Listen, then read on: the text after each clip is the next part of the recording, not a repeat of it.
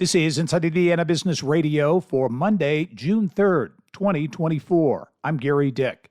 The Indianapolis City County Council will tonight vote on a proposed special taxing district for a downtown professional soccer stadium.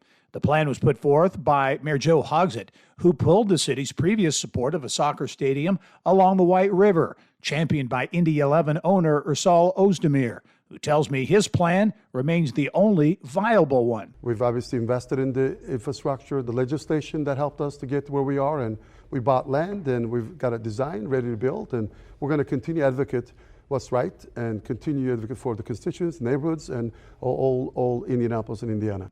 A Texas-based bathtub and shower manufacturer is planning to close its facility in Three Rivers, Michigan, just 15 miles north of the Indiana border. American Bath Group, which does business as Aquatic Company, says the closure will result in the layoffs of about 100 employees. Those layoffs slated to begin in July. The University of Southern Indiana Board of Trustees on Friday selected Stephen Bridges as interim president. Bridges, a two-time USI alumnus, has served as vice president for finance and administration for the university since 2015.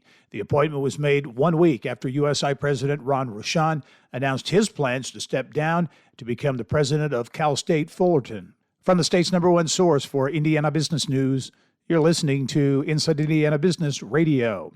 Indiana, your bold future starts here. IBJ Media, Inside Indiana Business, and the Indiana Economic Development Corporation invite you to the Engage Indiana series, presented by CareSource, Indiana University, and Old National Bank.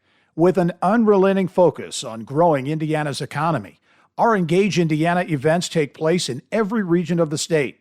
Discover when we'll be in your area at ibj.com/engage. Eli Lilly and Company has plans to build a 57,000 square foot conference center on an existing parking lot at its downtown headquarters campus, with the goal of hosting more global meetings in Indianapolis. The drug maker is asking the city for approval to improve the existing parking area and erect a 2-story building on about 5 acres of land. Indiana Attorney General Todd Rokita on Friday publicly threatened 4 local units of government with legal action unless they repeal so-called sanctuary city ordinances by July. Lawmakers last session gave the Attorney General's office the power to enforce a state ban on local policies that restrict immigration-related cooperation with federal authorities.